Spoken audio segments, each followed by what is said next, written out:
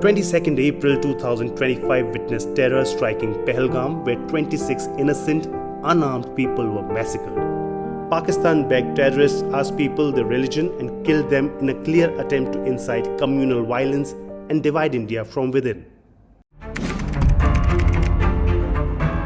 But the unfortunate incident brought the nation together as people stood by the victims. As anger boiled against the terrorists, India united. The government acted swiftly, decisively, and with strategic clarity. I say to the whole world, India will identify, track, and punish every terrorist and their backers. We will pursue them to the ends of the earth. India's spirit will never be broken by terrorism. Terrorism will not go unpunished. Every effort will be made to ensure that justice is done. Using calculated force, India launched Operation Sindoor on May 7 to destroy the terror bases behind the attack.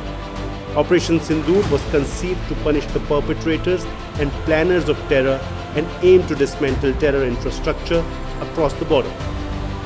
The operation was undertaken under self-imposed restraint to avoid collateral damage, and only terrorist targets were neutralized, avoiding civilian harm. The Indian Armed Forces launched coordinated and precise missile strikes on 9 terrorist sites, 4 located in Pakistan, including Bahawalpur and 𝐎𝐩𝐞𝐫𝐚𝐭𝐢𝐨𝐧 and 5 in Pakistan-occupied Jammu and Kashmir, such as Muzaffarabad and Kotli. These locations were key command centers of 𝐎𝐩𝐿 and 𝐿𝐴, responsible for major attacks like Pulwama in 2019 and Mumbai in 2008. While India's plan of action remained focused, measured and non-escalatory, targeting only terrorists, Pakistan retaliated with drone and missile attacks on Indian cities and military bases on May 7, 8 and 9. It used drones and shelling to target religious sites. The Shambhu temple in Jammu, the Gurudwara in Poonch and Christian convents were attacked. These were not random strikes.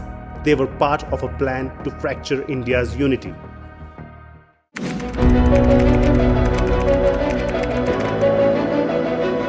India's air defense systems were on point from the start, intercepting all incoming threats, resulting in minimal loss of life or property. On the other hand, Pakistan's 𝐎𝐻𝐞9 air defense system was put on the stretcher by the Indian Armed Forces. Kamikaze drones were deployed by India to neutralize Pakistan's air defense capabilities, including disabling Lahore's air defense system and destroying radar facilities near Gujranwala. The night of May 9-10 marked a historic first. India became the first nation to successfully strike the air bases of a nuclear-armed country. Demonstrating unmatched military prowess, India targeted 11 military installations including Noor Khan, Rafiki, Murid, Sukur, Sialkot, Pasrur, Chunian, Sargodha, Skardu, Bolari and Jacobabad in just 3 hours.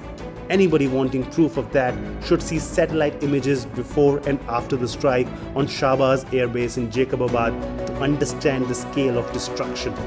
Major ammunition depots and air bases such as Sargodha and Bolari, where F-16 and JF-17 fighter jets were stationed, were targeted.